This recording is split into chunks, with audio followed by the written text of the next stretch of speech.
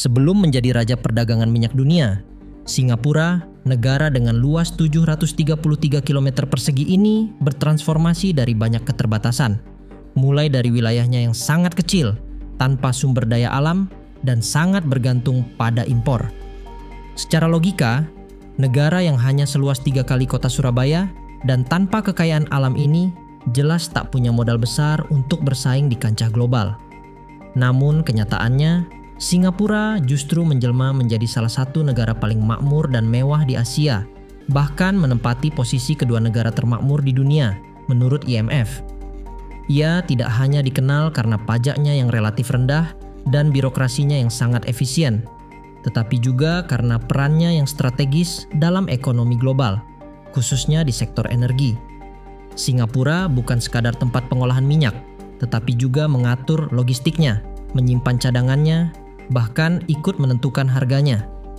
Transformasi ini bukan hasil keberuntungan, melainkan buah dari visi jauh ke depan, keberanian mengambil risiko, dan konsistensi dalam membangun infrastruktur serta sumber daya manusia. Dari negara kecil tanpa sumber daya, Singapura membuktikan bahwa kekuatan sejati bukanlah soal apa yang dimiliki sejak awal, melainkan bagaimana memaksimalkan apa yang ada, lalu memimpin dengan kecerdasan, disiplin, dan strategi yang tajam.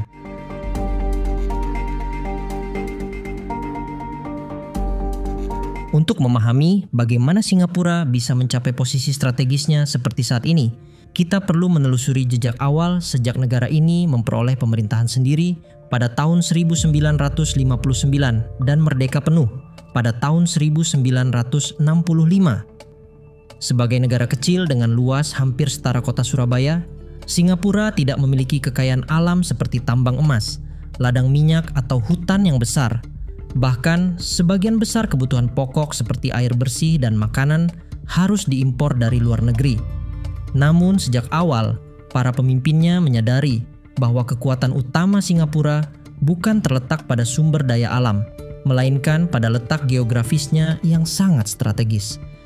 Negara ini berada di Selat Malaka, yang merupakan jalur pelayaran tersibuk di dunia sehingga menjadikan Singapura sebagai titik transit utama bagi kapal-kapal tanker yang membawa minyak dari Timur Tengah ke Jepang, Korea Selatan, dan Tiongkok.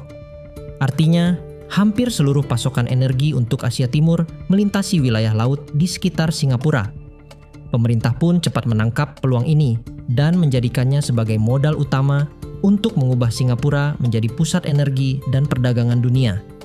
Sejak tahun 1961, perusahaan minyak Shell telah membangun kilang di Pulau Bukom untuk mengolah minyak mentah menjadi bahan bakar siap pakai. Melihat potensi besar sektor ini, perusahaan lain seperti Esso, yang kini menjadi ExxonMobil, pun ikut membangun fasilitas serupa. Pemerintah mendukung penuh inisiatif ini dengan memperbaiki pelabuhan, menyediakan lahan industri, mempermudah perizinan, dan menjadikan sektor energi sebagai salah satu prioritas nasional. Langkah-langkah ini sejatinya sudah mulai dirancang sejak masa awal pemerintahan Lee Kuan Yew.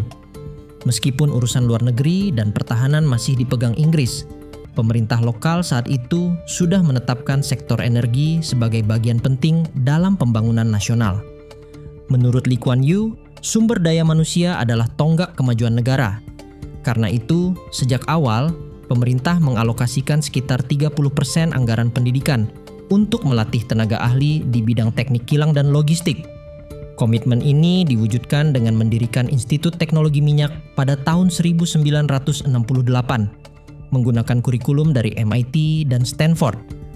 Tantangan besar pertama datang tak lama kemudian. Antara tahun 1973 hingga 1979, dunia dilanda krisis minyak global yang mengguncang banyak negara. Ketika sebagian besar negara Asia kesulitan mendapatkan pasokan energi, Singapura justru tampil tangguh. Kilangnya tetap beroperasi, pelabuhannya berfungsi selama 24 jam, dan jalur suplai dari Timur Tengah tetap lancar. Momen ini menjadi titik balik penting. Singapura bukan lagi sekadar lokasi pengolahan, tetapi mulai diakui sebagai simpul strategis dalam rantai pasok energi regional. Ketahanan ini tidak terjadi begitu saja. Pada tahun 1980, sebanyak 70% pekerja di kilang Shell Bukom adalah warga negara Singapura. Angka yang jauh lebih tinggi dibandingkan dekade sebelumnya yang didominasi tenaga kerja asing. Fakta ini mencerminkan keberhasilan kebijakan pemerintah dalam membangun kapasitas sumber daya manusia sejak awal. Krisis tersebut juga memperkuat keyakinan pemerintah bahwa sektor energi harus menjadi tulang punggung ekonomi nasional. Maka, memasuki dekade 80-an, Singapura tidak hanya fokus memperkuat infrastruktur kilang dan pelabuhan, tetapi juga membangun sistem logistik yang menyeluruh, serta memperluas jaringan distribusi energi. Dari sinilah peran Singapura mulai bertransformasi, dari sekadar pengolah minyak menjadi pengatur arus perdagangan energi di kawasan. Setelah berhasil memperkuat fondasi di bidang pendidikan, logistik, dan ketahanan energi, Singapura mulai menyiapkan langkah berikutnya. Memasuki pertengahan dekade 90-an, pemerintah bergerak lebih jauh dengan menggabungkan infrastruktur dan efisiensi dalam skala besar. Salah satu langkah paling ambisius saat itu adalah mereklamasi 7 pulau kecil untuk dijadikan satu kawasan industri terpadu yang kini dikenal sebagai Jurong Island. Jurong Island kemudian berkembang menjadi pusat kilang dan petrokimia terintegrasi dengan kapasitas pengolahan mencapai 1,5 juta barel minyak per hari, setara dengan kebutuhan bahan bakar sekitar 75 juta mobil di Jakarta dalam sehari. Untuk mendukung operasional industri energi yang kian kompleks, Singapura membangun jaringan pipa bawah tanah sepanjang total 3.000 km. Jika ditarik lurus, panjang jaringan ini melebihi jarak dari Jakarta ke Singapura, bahkan mencapai 3 kali lipat. Pipa-pipa ini menjadi tulang punggung distribusi bahan baku dan hasil olahan antar fasilitas industri secara efisien dan aman. Namun, kekuatan Singapura tak hanya terletak pada infrastrukturnya. Dari sisi keamanan, negara mungil ini juga menerapkan teknologi digital twin atau tiruan virtual dari fasilitas industri yang memantau kondisi secara real time. Teknologi ini memungkinkan deteksi kebocoran secara dini dan mampu menurunkan risiko kecelakaan hingga 90%. Langkah ini mencerminkan komitmen Singapura dalam menjaga stabilitas dan keselamatan sektor energi yang menjadi nadi ekonominya.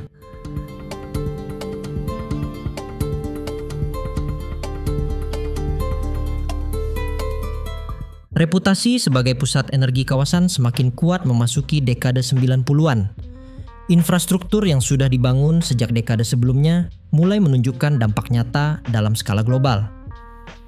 Misalnya, saat Perang Teluk meletus pada tahun 1990 dan kembali mengancam kelancaran pasokan minyak di Asia, Singapura justru tampil sebagai pusat darurat yang menjaga kelangsungan distribusi.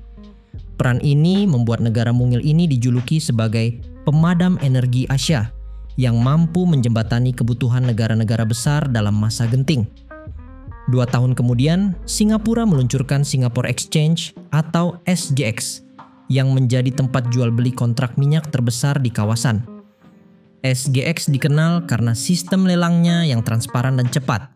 Bahkan 80% harga bahan bakar minyak di Indonesia mengacu pada angka yang dikeluarkan dari bursa ini. Menjelang akhir tahun 1990-an, industri energi dunia mulai berubah. Teknologi makin canggih dan cara berdagang energi jadi lebih rumit. Antara tahun 1997 hingga 1999, Singapura cepat menyesuaikan diri. Mereka tidak mau hanya jadi tempat menyimpan atau mengolah minyak, tapi juga ingin jadi tempat penting dalam pengambilan keputusan. Di pusat kota Singapura, berdiri kantor-kantor besar perusahaan energi dunia seperti Shell, BP, Chevron, Vitol, dan Glencore. Dari sinilah kontrak jual beli energi dilakukan dan harga BBM untuk kawasan Asia ditentukan. Singapura pun berubah dari sekadar tempat singgah, tetapi juga menjadi pusat kendali harga energi. Masuk tahun 2000-an, bisnis energi Singapura tumbuh pesat. Produk BBM dan petrokimia mereka diekspor ke lebih dari 100 negara. Teknologi digital membuat perdagangan energi lebih cepat dan efisien. Sistem keuangan yang aman menarik banyak perusahaan global membuka kantor pusat regional di sana. Pelabuhan diperluas, jaringan pipa ditambah, dan kawasan industri Jurong makin maju hingga menjadi pusat energi kelas dunia. Sepanjang tahun 2010 hingga akhir 2019, posisi Singapura semakin kuat. Mereka menjadi pusat logistik dan harga energi Asia. Negara-negara tetangga seperti Indonesia, Filipina, dan Vietnam mulai bergantung pada pasokan BBM dari Singapura. Namun, memasuki tahun 2020, peta energi global mulai berubah. Dunia semakin serius menghadapi krisis iklim. Tekanan terhadap industri berbasis bahan bakar fosil meningkat. Negara-negara besar mempercepat transisi ke energi bersih. Singapura sadar, jika ingin tetap relevan, mereka harus berinovasi dan meninggalkan model lama.